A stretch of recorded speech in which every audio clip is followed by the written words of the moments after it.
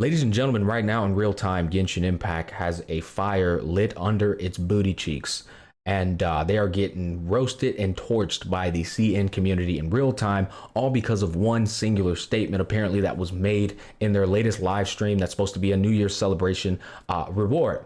Now, what I do find fascinating here is that people are shocked for getting shafted for 3 years straight. I don't know why they're surprised. This has been happening pretty much every patch, like 37 patches straight, you get shafted. Why now complain? But we'll come back to that. Let's look at this statement. It's the funniest shit ever. It's hilarious. I'm about to give context to it and probably make you laugh your ass off about it. And then we'll get into my thought process on this. What solutions could I chime in to maybe help this situation in the favor of the people, and what people need to be held accountable. There's a lot to talk about, but let's get into this. This shit is hilarious. Okay, so the following, I'm gonna call it out, and then we'll go over. The cumulative event May Fortune Find You will also be available during Lantern Rite.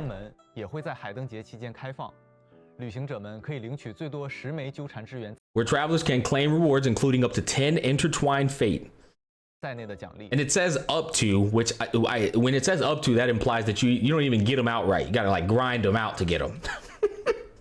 But here's the statements coming up. And to thank everyone for their support and company over the past year. We're also going to use in-game mail to send you all, okay, to send you all 3 intertwined.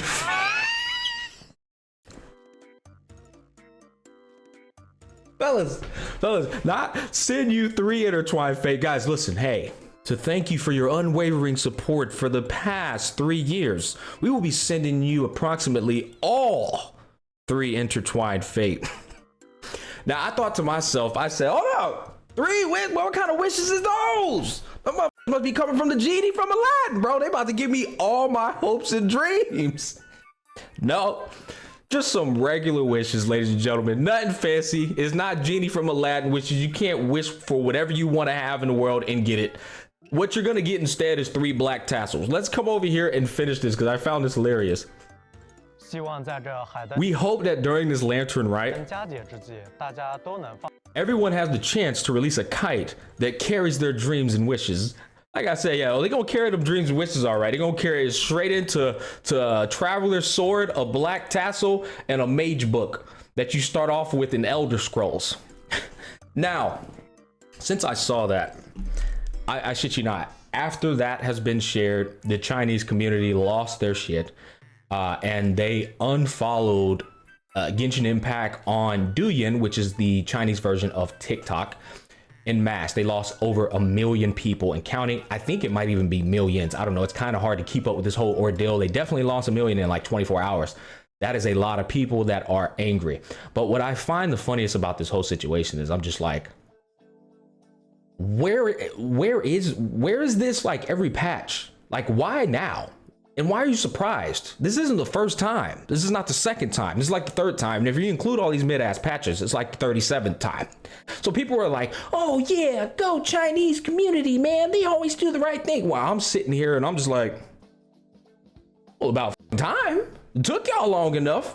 About time you pulled your head out your ass and said something. The craziest thing about this to me is that for the past 3 hours, you're getting tortured and abused, and you finally decide to speak up on the last remaining 10 minutes of the 3-hour torture. And I'm supposed to be here like, oh, good for you guys. No, y'all should have been voicing your concerns on this type of ordeal. And this leads me to the next thing.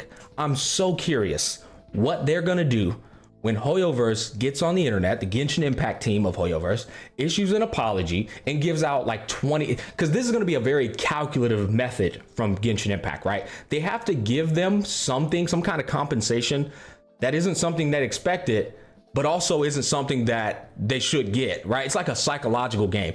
3 wishes, they riot. They come back and say, all right, what do you think they're expecting us to give them now? Maybe 10 wishes? Okay, give them 20 and they'll be appreciative of that. When in reality, what you deserve is a 5-star selector, a skin selector, and something else as well, and 10 intertwined wishes. That's what you really deserve. They in debt for what they owe y'all for the past 3 years. But I'm curious, What are they going to send out? They have to address it because it's happened in mass now. And anytime something like that happens, publicity, negative publicity, it's like your potential livelihood of your game's on the line, especially considering that it's coming from your own people. So whatever they do, what is it going to be? And how is the CN community going to respond? Because this is what I find interesting. If they give out 20 wishes, which I feel like that's probably what they're going to do, like something you wasn't expecting or unexpected, they're going to give out 20 wishes as well as some fancy PR letter. In the CN community, this is where I'm going to test their jugulars. They're either going to take that and be like, well, better than 3 wishes, right? Or you could do what I think you should do, which is double down and say that shit ain't good enough either. Give me a 5-star selector, give me a skin selector, or I will uninstall en masse. Because this is where the real jugulars get tested. But most of the Genshin Impact people, especially on the global side, they don't have that kind of courage. They don't have that kind of bravery. They don't have that kind of discipline to say, I like this game, but fuck this game for now, until they make a change. So I'm interested. China, CN community, do you have what it takes to actually continue to double down on this? Because I don't think they're going to give you what you actually deserve. They're going to give you something to hush you up like they normally do, like they've been doing for the past 3 years, and you're going to move on and carry on. I would love for you guys to prove me wrong. Now, I'm going to move on to a very contentious, well, if it wasn't already contentious, even more contentious part of the video. We're going to move on to the Western audience. I'm trying to wrap my head around all this. Too often do I hear you guys say, why should we complain or anything? They don't listen to us anyway. They only ever do things when CN complains. This has always been an interesting thought process for me because I am very business savvy. China makes the bulk of the revenue for Genshin Impact, but that is not the only revenue. Let me put it to you this way. Let's say America makes 20% of Genshin Impact's total revenue. Let's apply that 20% to like the average hardworking individual that doesn't make a lot of money. Let's say you make $4 grand a month. Imagine if that $4 grand a month going forward was only $3,200 a month. And that $3,200, $1,800 is gone because you have to pay bills, right? Now, what do we have left? We have $1,400 left. That goes to gas, that goes to groceries, that goes to electricity bill, internet bill, whatever the hell bills, you name it. That extra $800 is savings, investment in a number of things. Vacation, it is incredibly valuable if you had an extra $800. So for people to go around here and claim that the 20% profit somewhere, hit or miss, 5% give or take, that's coming from America is ignored, nobody cares about that, is the most ludicrous shit I've ever heard in my life. Because if hoyoverse for Genshin Impact is making, let's say, I don't know, $200 million a month, take away 20% of that, that's $40 million down the drain, right? For you to sit there and believe that that doesn't matter and that it gets ignored, if that's what you believe, that means they don't value you. They don't care that you exist. They don't treat you as a symbiotic relationship between the person who's supporting their game. Why are you still playing their game? I mean, you're like that one person that's in the most toxic relationship anyone's ever seen, getting beat up, getting spit on, domestic abuse, you name it, violence, cheated on, the worst of the worst. And everyone's telling you, bro, that is a shit relationship you're in. You got to get out of that. Or they're trying to say, hey, man, you got to, I'm like trying to explain to you why it's bad. And what you're doing is you're looking at that person like they're the problem, when in reality, the relationship is the problem. And if only you just stand up for yourself once in your life, shit might get better for you. But you don't. You just continue to take it lying down. This is the most baffling scenario for me that I've never been able to comprehend, but I can at the same time, because you got to be a bit of a coward and a weakling to deal with that and enable that. And so this brings me to the other thing. Why do you guys defend content creators that never ever try to critique the game when they're in a leadership role to make impactful decisions? I can't tell you how many times I've seen lately content creators that get called out for being disingenuous, And their excuse is, oh, we voice our concerns all the time on Twitch. We talk about it all the time on Twitch, but nothing changes. That's funny. I like how you voice your concerns on Twitch, where you only have like 2,000 to 3,000 people watching, or a couple hundred people watching.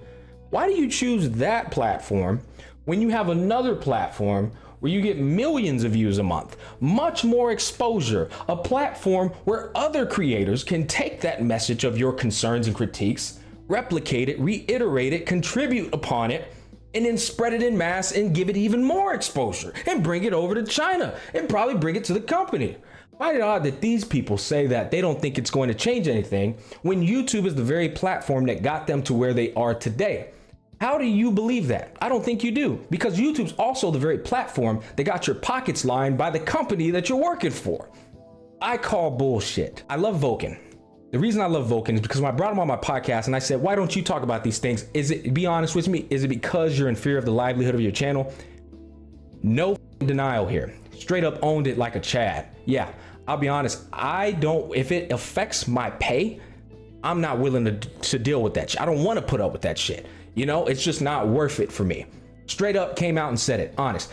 What I don't respect is when people don't own it. And instead of owning it and saying, yeah, man, I'll be honest with you, I'm in fear of the livelihood of my channel. I'm scared of what it might do to my channel, because my channel, the way that it was made upon making nothing but positivity, positive content. That's how it was made. So if I come out all of a sudden and start talking about, controversial, contentious topics, I mean, that might fuck up my pay. And I got a good thing going here. I don't want to mess it up. I'll just be honest with you. I would respect that so much more. I would love that so much more than instead trying to deny the fact that you are being disingenuous, and instead trying to turn around like, oh, what did I do? I talk about it on my Twitch. That's like me saying, yeah, hey guys, listen, I talk about Honkai Star Rail problems all the time on my Facebook. You know what I'm saying? But don't nobody know I got a Facebook. It don't ever make it to YouTube, but I complain about it. I be talking about it all the time. Do y'all see where I'm going with all of this?